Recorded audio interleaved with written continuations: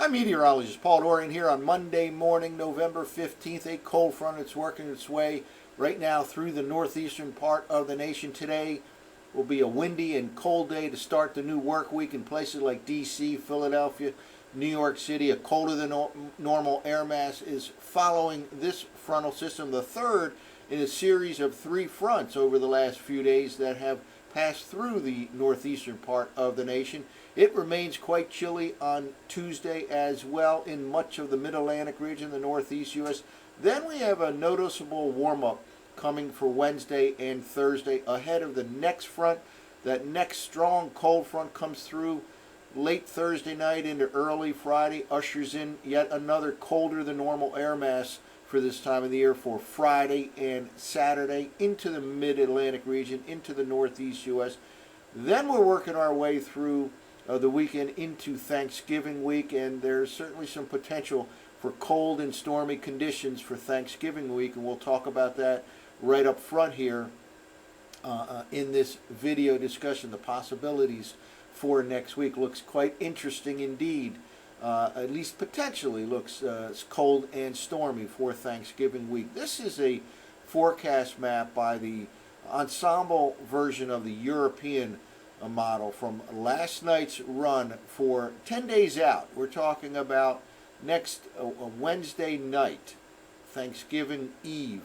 Two or three items here I want to really point out from the European ensemble run for 500 millibar height anomalies, again, for the middle part of Thanksgiving week. First of all, look at this large area of above normal heights right over Greenland, the classic blocking situation, and the NAO teleconnection index and the AO Arctic Oscillation teleconnection index kind of support the idea of the possibility of some strong blocking developing over northeastern Canada, Greenland by later next week. That is item number one here I want to emphasize. Also, look at this persistent ridge. I say persistent, I mean on multiple models are trying to form a ridge right along the west coast of Canada, just off the west coast of the U.S. by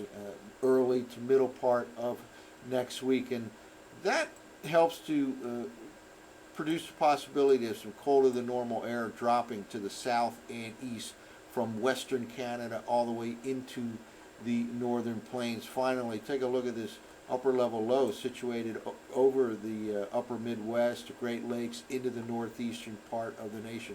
Quite an interesting look at the upper level pattern from last night's ensemble run of the European. Again, a strong ridge popping up along the west coast of Canada, blocking, potentially setting up over Greenland, and deep upper level low situated over the northeastern part of the nation. Well, how does the operational run of the GFS look next week in terms of the 500 millibar height anomaly pattern? This is a 258-hour forecast, really a little bit later than what we just saw, just a day later on actually verifying on Thanksgiving itself, next Thursday, November 25th. Quite similar in a lot of ways. Look at this. Strong blocking setting up over Greenland.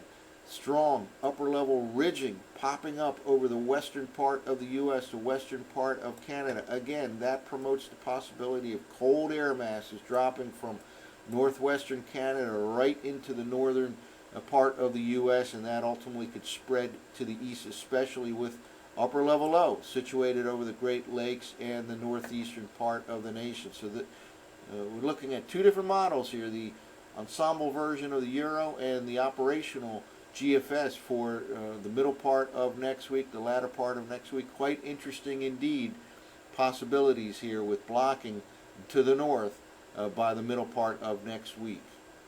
Well, let's now kind of take a look at the shorter term, and then we'll go into the possibilities for the early part of next week. First of all, operational run of the GFS from 0Z last night for this morning, Monday morning, starting off with upper level low situated over the northeast U.S. Again, another cold air mass for this time of the year pushing into the mid-Atlantic, the northeast U.S. High temperatures this afternoon, places like D.C., Philly, New York City, confined to the mid and upper 40s in a lot of those spots, below normal for this time of the year. Meanwhile, out in the west, higher heights than normal, warmer temperatures than normal. Now let's move forward here. Basically, it remains chilly, below normal, right through Tuesday in the northeastern part of the nation. This is Tuesday morning forecast map. But by the time we get to the midweek, here we are Wednesday morning, upper level ridge actually pops up over the Great Lakes, into the Mid-Atlantic region, and temperatures will respond noticeably from probably the upper 40s for afternoon highs on Tuesday, all the way up to give or take a few degrees near the 60-degree mark in the I-95 corridor for Wednesday afternoon. A pretty decent day setting up there. Excuse me. And it remains quite mild in the Mid-Atlantic, in the Northeast on Thursday, ahead of the next strong cold front. Probably 60 to 65 degrees for afternoon highs on Thursday. Showers likely late in the day or at night associated with this next upper level feature and a strong cold front, and that drops in some colder than normal air by the time we get to the end of the work week on Friday. Remains chilly on Saturday as well. Let's just quickly move ahead now through the upcoming week, and kind of settles down a little bit through the upcoming weekend. But watch what happens here with the GFS model by the time we get to the early part of next week. Not only does upper level low start to set up over the Great Lakes, but it really tends to deepen here. Look at this. By the time we get to next Tuesday, this is a week from tomorrow, very strong low pressure system possible near the coastline of the northeast U.S. and whether this turns into accumulating snow for parts of the mid-Atlantic, northeast U.S. still way too early to call, but certainly cold and stormy possibilities for Thanksgiving week, and this is the first half of next week.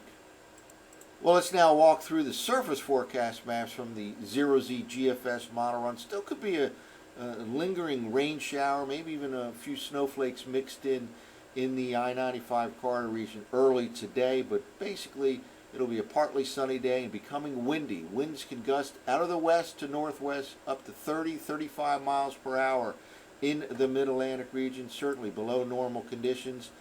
Temperatures drop to near 30 degrees in many suburban locations along the I-95 corridor later on tonight, early tomorrow.